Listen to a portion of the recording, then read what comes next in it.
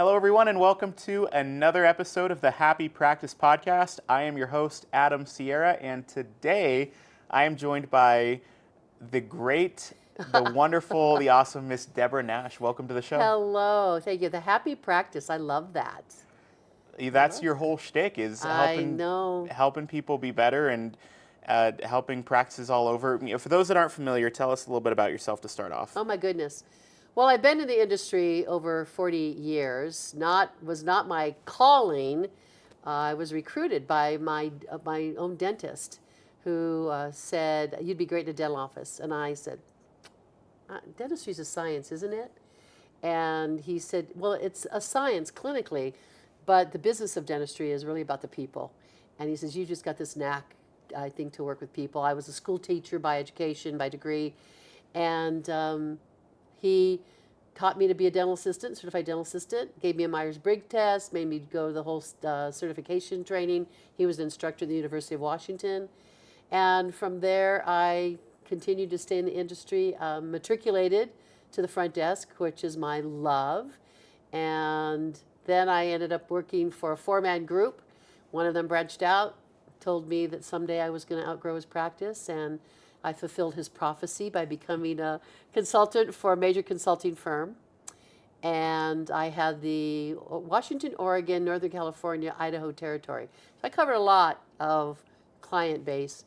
But in 1995, I decided I wanted to do it my way. I wanted to be able to customize my programs for the client rather than having them have a systemized cookbook approach, which, I mean, when you have a large consulting firm, I mean, you have to be far more systemized than when you're a solo consultant. So in 1985, I started my own company, and I've been doing it ever since. Speaking, consulting, coaching. I work with my husband. A lot of people know Dr. Ross Nash, and we have a teaching center in Charlotte, North Carolina. We love him, we love you, and thanks. you're an absolute powerhouse in the dental space, and there's so many things that... Well, it hasn't killed me yet. No, Has it tried? But did you die? I love that from Hangover. But did you die? Yeah. Not yet. I think a couple times it's tried to kill me. It sometimes can be very taxing, but super rewarding. And I think one of the big rewards is helping people, see that success in their business, right? Absolutely. And that brings us to the main thing that we want to talk to today. I mean, we need to bring you back on like 10 episodes of this podcast because there's so many things we can talk about. The one we're going to talk about today is case acceptance. Okay. Right? And one of my favorite things. It is one of the things that you are most prolific at. You lecture about this all over the world. You've helped tons of practices improve their case acceptance. And I guess what I really want to do today is make it a really human approach. And, being in mind that there's dental and optometry and veterinary and medical offices that are listening into this that are wanting to sharpen their skills, that are, just kind of wanting to learn. So where I would start with that is just your approach. How do you approach the process of case acceptance, whether they're, including the big ones and the small ones? Okay. And in all of these industries as well. I think yesterday I did a podcast for a doctor who's got a group, and he said, if there's one thing that you would want to advise for young dentists or for young practitioners, and I would say the human approach is, I think we need to listen more and talk less. I think that's really a key. We have a tendency in all of these industries to tell our client, our patient, what we're going to do to them. So even from the moment the patient calls, we start thrusting rules at them. You need to come in 15 minutes early. You need to have your card. You need to fill out this. You need to download these forms. And we constantly are telling them, here's what we need you to do in order to be a patient in our practice, or have your puppy be a client with us. And I think we need to spend more time telling the client what they can expect from us rather than us telling them what we expect from them. So I think part of that, we begin with a very human approach and being a better listener, and actually also making that initial phone call, not the rules and regulations of the practice. I mean, I still go in offices, and I still go into clinics, and I hear things like, our policy is, I'm sorry, but we can't do that for you. Here's what we need you to, this is what we require. And it's not very friendly. So I am a big fan of making that initial phone call, especially, to be engaging, to establish relationship. People choose to do services with those that they liken themselves to, that those that they have relationships with. So if I like you, I'll do business with you. And I think all of the industries you just described is a very service-oriented, very people-oriented industries. I mean, who's at the end of the leash? Is the parent, the client of the doggy owner, the kitty owner, the bird owner. And we establish relationship with those people. So I think the initial interaction with the client should really be about establishing relationship. You've got about 15 seconds to make that happen. You can tell them what your protocols are. You can tell them what your standards are and what you need them to do in order for them to continue to be a part of that. And I think transparency is also important in how we engage in those awkward, difficult questions that a new client potentially asks at the first phone call, and getting people comfortable in not shying away from those, not shying away from those potentially objectionable questions. Oh, and just like you and I were talking about earlier, these industries, more than almost any other, are relationship-based. Very. And it starts with the first phone call, and case acceptance starts with the first phone call. And it starts with managing expectations of the process. I love that. Yeah. Well, I think if we talk about this, what experts will say is I've already decided to choose your office when I called you on the phone or when I reached out, however I reach out, whether it be electronically, social media means, or I called you on the phone. I've already chosen you. Something inspired me to call your office today. I've already chosen you. Now, the responsibility of the team is to validate that I made the right decision. And they actually will say that I've actually chosen the treatment plan within the first 10 minutes of entering the practice. And if you think about the way a client typically enters a practice, they come in through social media, Google reviews and or referral. They have a phone call. They get paperwork, whether that be electronically or snail mail. They get digital forms. Hopefully they get a welcome letter attached to the digital forms, which I know you guys do. They come into the reception room. What does that say? How do I feel when I walk in? Is it a welcoming environment? Is it cluttered and crowded? And am I greeted well at the front desk? I haven't met the doctor yet. We haven't talked treatment plan yet, and I'm making decisions how I'm feeling about my experience so far. Then I meet somebody on the team who describes what's going to be happening for me today. And that's also very important, because sometimes that person, from the moment I walked in to greeting the receptionist to going back to meet the doctor, that person has that responsibility to also be another connection. So if you were my patient, or if you were my doggie's parent, then I would want to have a connection with you, and I want to tell you a little bit more about who we are. I have a big commitment to helping offices understand that there's a doctor endorsement. Every team is responsible. Every team member is responsible for endorsing that practice and that doctor in their interactions with the patient. So I meet the assistant, the coordinator, whomever that may be.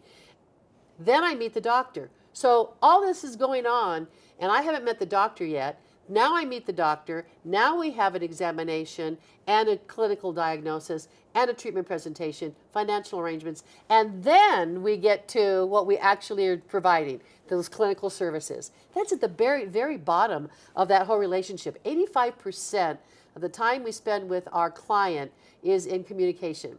15% is in clinical application.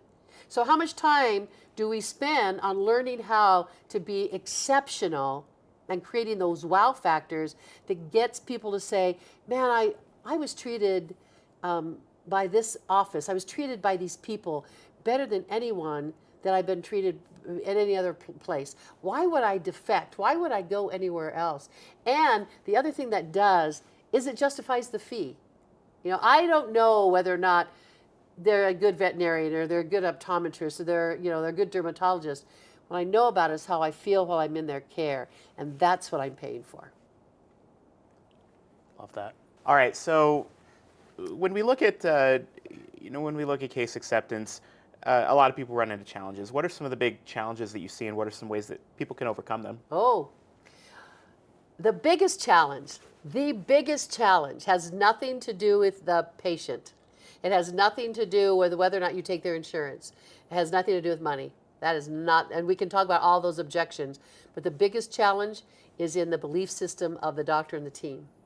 If I believe that the patient can't afford it, doesn't want it, won't accept it, they're insurance driven, they have a, if I have a belief that the patient doesn't want to choose me and that I have to overcome that obstacle, then I'm going to perpetuate behavior that is going to reinforce my belief that the patient doesn't want it. And sometimes what happens, I sometimes will shortchange my approach to the patient, or I might even change what I advise or what I recommend to the patient based on what my belief is. Here's the other fact, and experts will say this: sometimes the concern is that we have to overcome is if I am a receptionist or a treatment coordinator or an assistant, and I'm looking at this treatment plan that could be potentially financially challenging, and I'm thinking to myself, wow, I don't think I could afford this. And sometimes that creeps into our thinking. If I can't afford this, if I can't justify why I would do this, then how can I help that patient justify why they would do it? So I think one of the biggest obstacles is overcoming my own belief and my own bias that the patient won't choose it.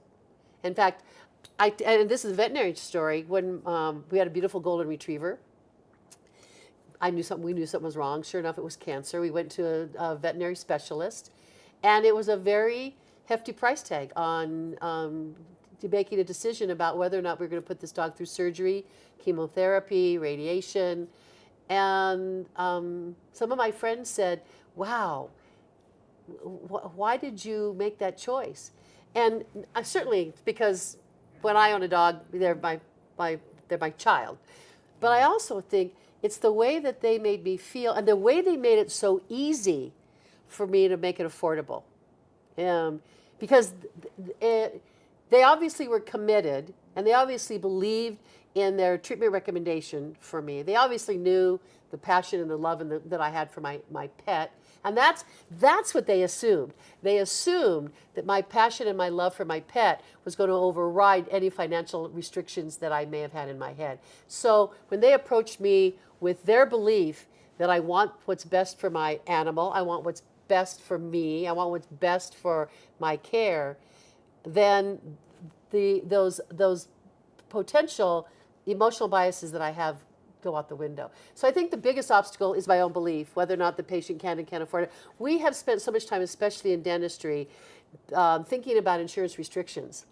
Yeah. And we have a tendency, in fact, I have actually heard when I've gone to dental offices, I've actually heard team members, treatment ambassadors, and or dentists say, I'd really like to do this for you, but your insurance won't pay for it.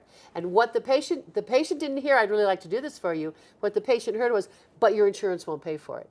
I put that bias into the patient's head. So I think that's one of the biggest obstacles to overcome. I think the other obstacle that especially in dentistry that we face is, once again, the patient's perception of insurance dependence. And I think the way when we create the proper communication skills to talk to the patient about that, then it becomes less of an objection. The other one is cost. And once again, when we have solutions, when we have financial solutions for them, it makes it easier. I'll go back to the veterinarian. It was the best introduction to third-party financing I'd ever heard. Because when they did, and I'll be transparent, it was a $15,000 treatment plan for my dog. Not doing it was never a question for me.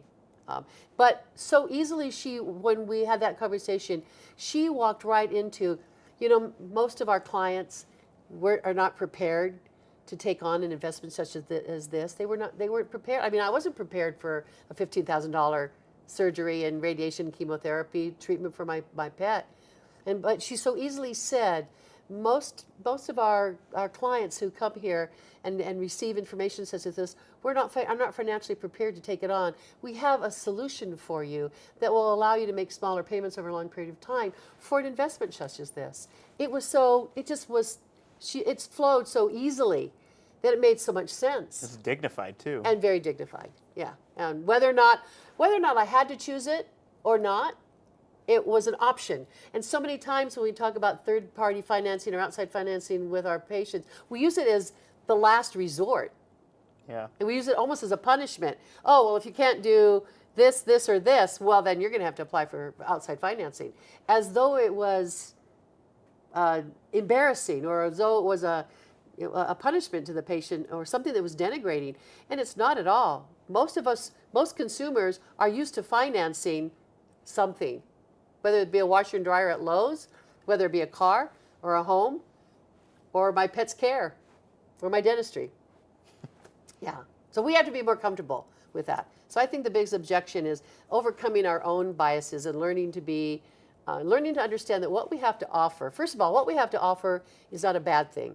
Every industry you described, we are there to serve, to do something good for the people that we serve. Yeah.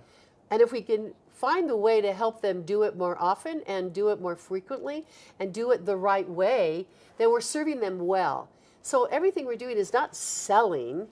It's basically, I have something that I want to do for you that is in your best interest. And I want to convey that in such a way that you understand that, and you want to choose that, and we'll help you find a solution to make that happen for you. I love that.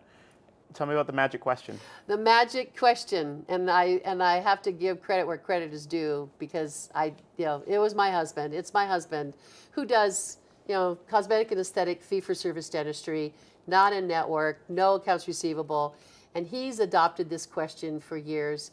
And I've never heard a patient say, "No, don't tell me." So here's the magic question. Instead of telling the patient, sitting down with your treatment plan, Adam, and sometimes what happens is we have this tablet, or we have a computer screen, or we have a piece of paper, and I show you what I want to do for you, but I'm going to tell you what you need. Well, first of all, the minute I start saying, we're going to sit down and we're going to tell you what you need, I've already lost half of you. I've lost half of your attention span, because I don't want to hear what I need. So the magic question and the body language is when I lean into you and I say, "Adam, would you allow me to tell you what I'd like to do for you if you were my son?" Ross, my husband, Dr. Nash, will say, "Adam, would you allow me to tell you what I'd like to do for you if you gave me carte blanche?" I have never heard a patient say, "No, don't tell me." I've never heard a patient say, "No, I only want to know what my insurance is going to cover. I only want to know what $1,000 is going to buy me." I've never heard a patient in all of the practices with whom I work, and I get to watch him. I've never heard a patient say, "No, I don't want to know." I've always heard a patient say, "Yeah, tell me what you want to do for me." But I've heard a lot of patients resist, "I'm going to tell you what you need." So I think that's absolutely critical. The other thing that I think is really important for doctors, for doctors and team members to understand, that when the patient starts asking about money, it is not an obstacle. It's not an objection. Yeah. When people start asking about money, it means they are interested, and now they're wanting to find a way how they can afford the care. They're basically indicating, "I've chosen. Now, how can I afford it?" So sometimes when doctors hear, or team members hear, "Well, how much is this going to be?" they think that is an objection to the Right. care. And it's not. It's an opening to having that conversation. I love that, and I love the way that you frame that. It's kind of a subtle reframe, but if any practitioner who would come to me and ask that question, I would 100% say yes, because they come to you because they trust you. Yeah. And they want to learn from you, and want to work together and collaborate. I think you have to give the client the opportunity to ask questions. So once we address that, then there's this pause. So I tell you what I'd like to do for you, and you sit there. Now what?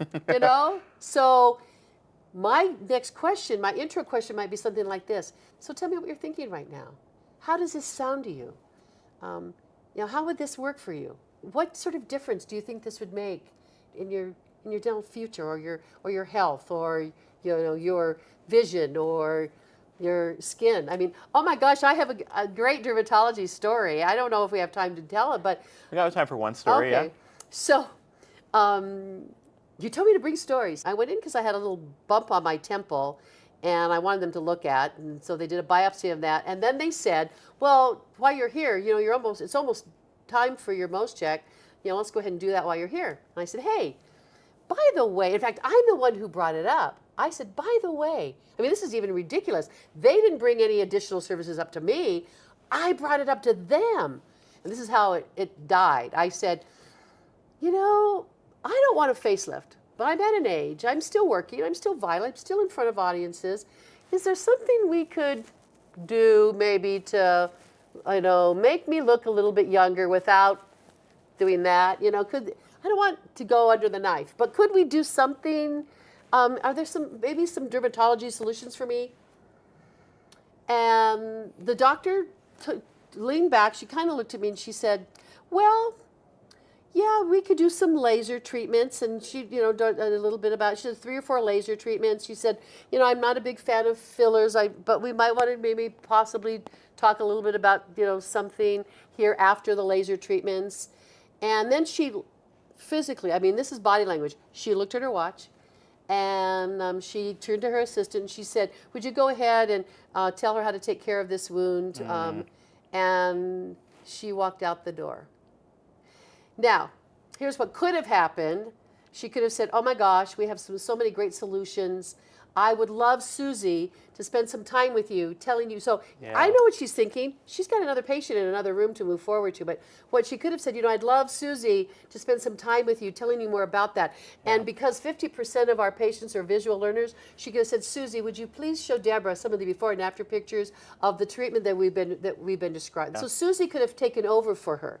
Did not. So she told me how to take care of this. I walked to my checkout. The receptionist handed me a piece of paper and she said, I understand you were talking to Dr. H about some laser treatments. Here's the fee. Did you want to go ahead and schedule that? It was $4,800 treatment plan.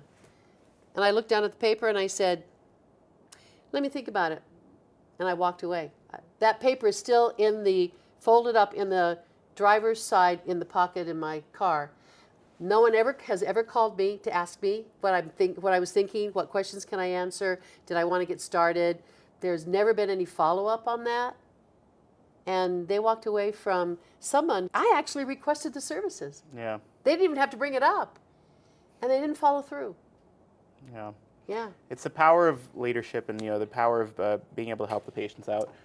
It's the power of relationship. Exactly.